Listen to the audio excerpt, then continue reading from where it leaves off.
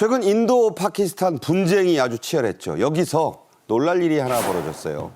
프랑스가 세계에 자랑하는 라팔 전투기가 중국제 전투기에 격추를 당했습니다. 세계가 경악했죠. 우리가 만든 순국산 전투기 KF-21 보라매는 어떨지 집중 분석하는 시간 갖겠습니다. 먼저 영상 보시죠.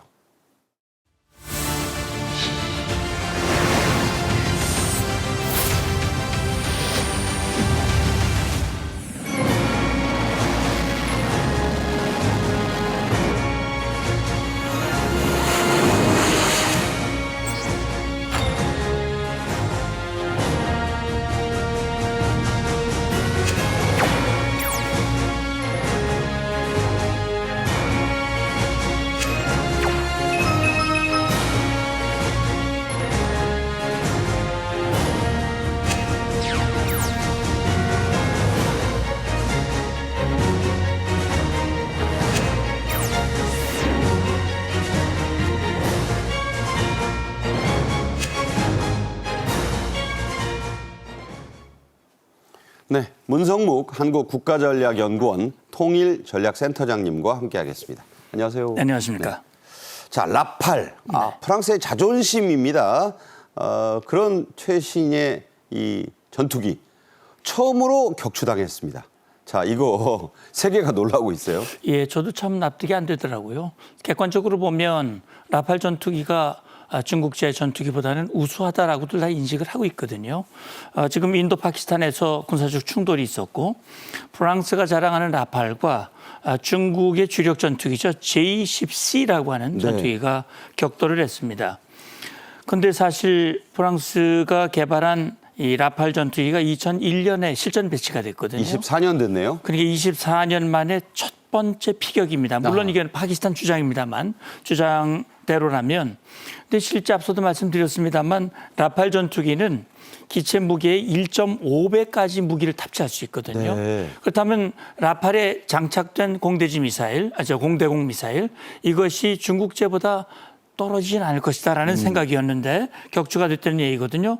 상대적으로 중국 전투기는 2003년부터 운영이 됐지만 실전 경험이 부족하고요. 라팔을 운영하는 나라는 많은데 중국제 전투기를 운영하는 나라는 파키스탄뿐입니다. 중국과. 그렇기 때문에 조금 의외라는 생각이 듭니다. 네, 일단 파키스탄과 중국 측의 주장에 따른 겁니다. 어쨌든 라팔이 떨어진 것을 원인이 과연 뭘까? 지금 전문가들의 해석이 분분합니다. 일단 어떻게 분석되고 있죠? 예, 그러니까 지금 얘기로는 서로 영공을 넘어가지 않고 각각 자기 영공에서 이 전투를 벌인 겁니다. 그런데 지금 보면은 중국산 이 전투기에 장착된 미사일의 이름이 PL-15라고 하는 공대공 미사일입니다. 이 공대공 미사일이 라팔을 격추했다 이런 얘기인데 사실 라팔은 유럽 6개 나라가 공동으로 개발한 미티어라고 하는 미사일을 탑재하고 있기 때문에 이게 과연 중국제보다 정말 성능이 떨어지느냐 이런 이 의문점이 있거든요. 그렇네요. 지금 얘기로는 PL-15 이거는 능동 레이더가 장착이 돼 있어서 이걸 이 전투기를 추적을 해서 이제 요격을 하는데 아마 사거리가 좀 더 길 가능성이 있다 그러는데 파키스탄 측 주장은 그런 겁니다. 이 통신 그다음에 이 레이더 차단 이런 교란을 통해서 이 격추를 시켰다 이런 주장을 하고 있거든요. 그러나 아직까지는 이 드러난 물증이 없기 때문에 좀 그건 지켜봐야 될 것 같습니다. 속단은 아직 금물이다 이런 말씀이 되지만 어쨌든 뉴스 자체는 충격이었습니다. 세계 이 지구촌의 하늘을 지배하는 것은 미군입니다. 미군의 전투기에는 전부 F가 붙어 있죠. 파이터 이런 뜻입니다. 미군이 자랑하는 차세대 전투기 뭐가 있죠? 예, 그러니까 지금 주력 전투기가 F-35 또는 F-22 랩터 이게 소위 말하는 5세대 전투기라고 얘기하는데 F-22 랩터. 네. 그런데 지금 미국이 개발하는 게 6세대 전투기입니다. 6세대. 6세대는 러시아, 중국, 일본도 영국도 같이 개발하고 있는데 이게 이름이 F-47입니다. 2030년에 실전 배치된다는 얘기인데 47 숫자 좀 눈여겨보지 않습니까? 글쎄 왜 이 47일까요? 47이라는 게 트럼프 대통령이 미국의 47대 대통령입니다. 아, 47대 대통령 때 만들었다? 예, 아마 그런 걸 염두에 둬서 트럼프 대통령이 상당히 그 숫자를 좋아한다고 얘기를 합니다. 이게 이제 실전 배치되면 지금의 기존의 F-35라든지 21을 대체할 것이고 아마도 이 F-41이 개발되면 전투 반경이 획기적으로 늘어납니다. 오. 그러니까 전투 반경이 늘어나면 당할 전투기가 없다 이렇게 볼 수 있는 것이죠. 1860km 이상이면 한반도는 다 들어가네요. 한반도가 이제 대략 한 1000km라고 본다면은 그보다 훨씬 더 거의 뭐 한 배 반 이상 그 거리를 작전할 수 있는 그런 역량을 구비한다고 볼 수 있습니다. 만주로부터 시작해서 마라도 이남까지. 그럼요. 어마어마하네요. 예. 자, 우리는 우리 것에 좀 관심을 가져야겠죠. 한국형 차세대 순국산 전투기 KF-21 보라매. 자, 도입이 멀지 않았습니다. 공군 참모총장의 탑승 소감 먼저 보겠습니다.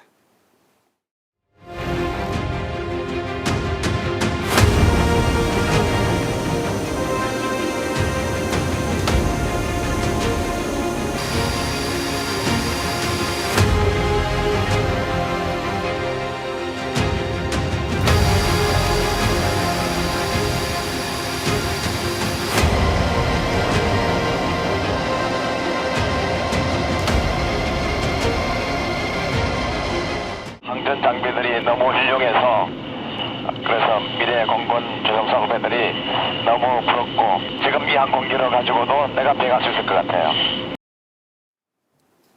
네, 공군 참모총장님 아주 경력이 쟁쟁한 이 조종사입니다. 우리의 이 차세대 전투기 참 자랑스러운데 KF-21이죠. 보라매란 별칭이 있습니다. 제가 우리 장군님께 물어보니까 한 4.5세대 정도 된다 하셨는데 네. 자, 어떻게 구체적으로 표현할 수 있을까요? 예, 그러니까 지금 KF-21은 전 세계가 주목하고 있습니다. 지금 주력 전투기가 대략 4.5세대거든요. 5세대가 지금 나오고 있습니다만 이게 한국형 초음속 전투기입니다. 이 속도가 마하 1.8이니까 음속의 1.8배라는 얘기죠. 네. 속도가.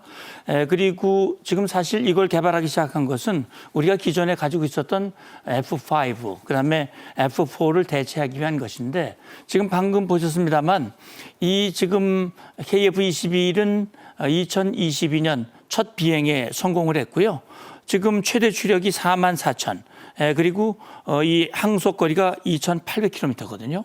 굉장히 긴 거리입니다. 그리고 이게 최대 탑재가 7,700kg이기 때문에 이것이 개발이 된다면 지금 우리가 운영을 하고 있는 이 이 KF-16이라든지 그다음에 F-15 전투기를 능가하는 그런 능력을 가지고 있고 5세대, 6세대로 발전할 기반을 가지고 있습니다. 네.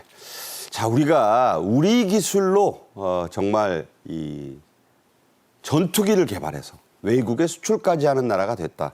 엄청난 얘기입니다. 네. 과거에 6.25 때 그 수류탄을 손으로 던지면서 싸웠다는 얘기 여러분 들어보셨죠? 그런 나라가 70년 만에 이렇게 된 겁니다. 대단하죠. 자, 이 KF-21의 메리트, 장점을 좀 소개해 주시죠. 가장 중요한 것은 생존성이거든요. 그러니까 레이더에 탐지될 수 있는 그 공간을 굉장히 최소화시킨 겁니다. 이건 이제 저피탐 형상 설계라고 얘기를 하거든요.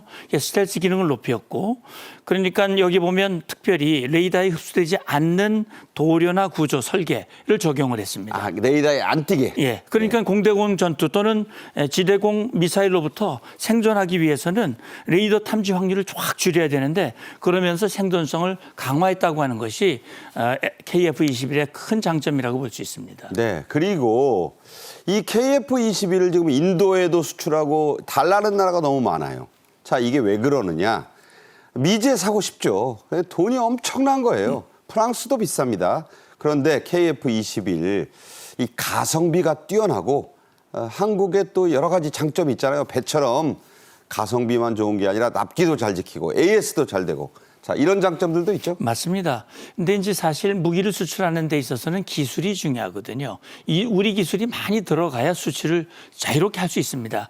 이게 국산화율이 65%입니다. 대단한 수준이거든요. 이 정도면 대단한 거죠. 그럼 여기는 계속 이제 그 비율을 늘려갈 텐데 능동 위상 배열 안테나를 탑재하고 있고요. 산업부는 국가 첨단 전략 기술을 이미 지정을 했습니다. 한화 에어로스페이스는 2030년까지 KF-21용 엔진을 완전히 국산화한다.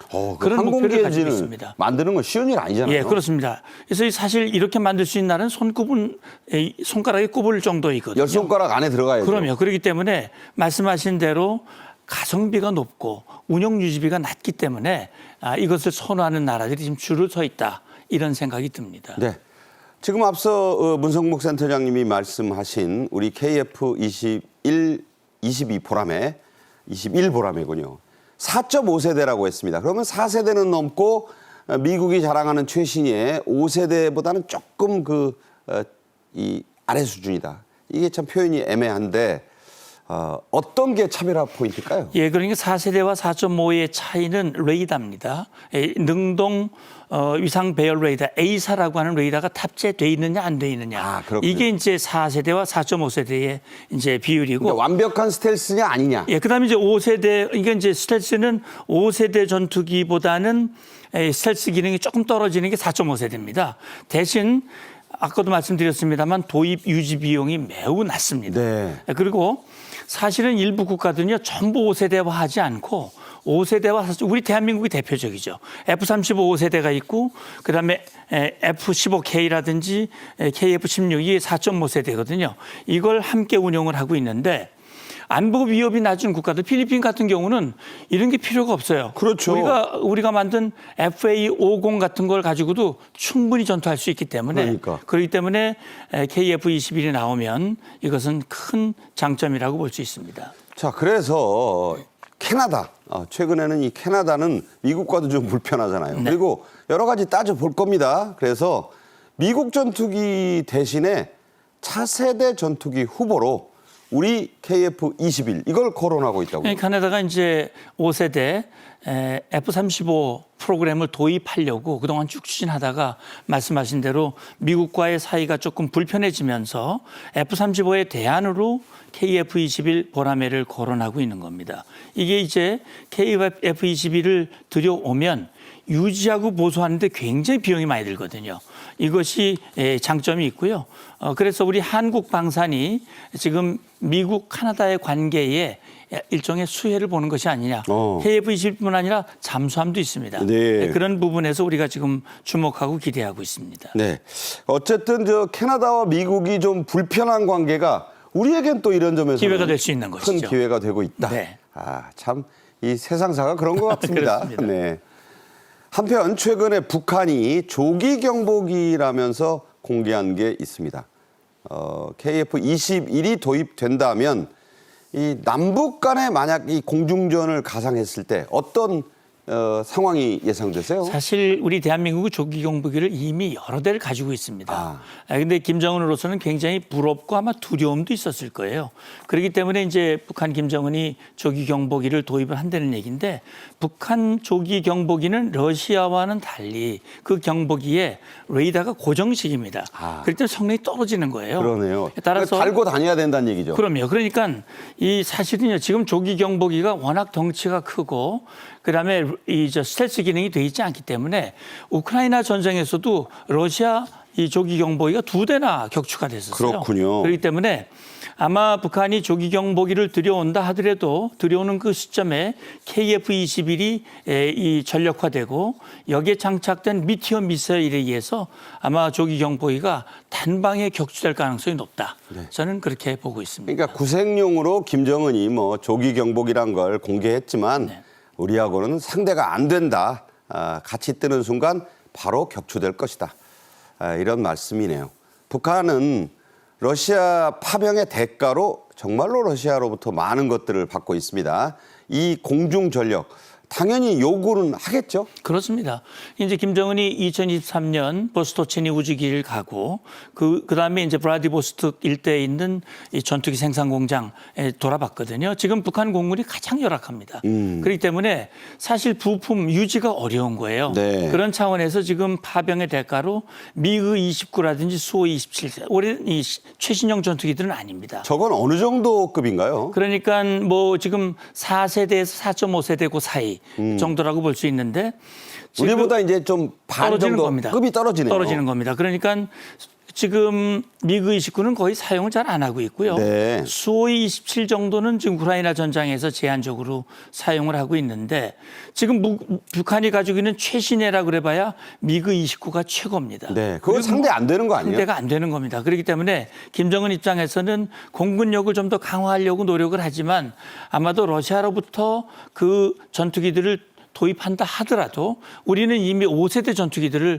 40대 또 20대가 더 들여오거든요. 그렇기 때문에 상당히 우리에게는 이 열세를 회복하기는 쉽지 않을 것이다 이렇게 보입니다. 자, 복엽기라는 게 나와요. 예. 북한이 쓰는 복엽기 이거 언제 때 비행기입니까? 보기병이 날개가 2개 두 개. 그러니까 저는 그런 거 가지고 될까요? AN2는요 사실은 뭐 전투기라기보다는 침투 운영 때 사용하는 특수부대 집어넣으려고? 특수부대의 그 이용입니다. 그거 넘어올 수 있겠어요? 그러니까 뭐 넘어오기 전에 우리가 사전에 요즘 뭐 드론이라든지 우리의 지대공 이 요격 체계가 잘 돼 있기 때문에 우리에게는 큰 거의 위협이 되지 않을 것으로 봅니다만 네. 그러나 대비는 해야 되겠지요. 네. 자, 끝으로요. 우리 군의 어쨌든 북한의 공군 전력 강화 신경 쓰지 않을 수 없습니다. 대비를 어떻게 하고 있죠? 예, 그러니까 지난 4월 17일부터 5월 초까지 한미연합 공중훈련을 실시했습니다. 북한이 우리에 대한 위협을 높이면 높일수록 한미의 대응 능력은 높아지거든요. 미 해병대 F-35B가 가상적기 레드팀 역할을 하면서 쌍방 훈련을 하면서 네. 공중 대응 역량을 높였고요. 한미 공군은 북한의 공군 전력 강화에 대비한 철저한 전술, 작전 대비를 하고 있습니다. 사실 한미 공군이 연합하면 러시아가 북한 손을 잡아도 이거 공중전은 안 되는 거 아니에요? 그럼요. 공중전뿐만 아니라 바다라든지 전반적으로 봤을 때 우리 한미 동맹이 러북 동맹을 압도할 수 있다. 저는 그렇게 봅니다. 네. 그래서 김정은이 정말로 핵에 매달리는 겁니다. 지금까지 문성목 센터장님과 함께했습니다. 잘 들었습니다. 감사합니다. 네.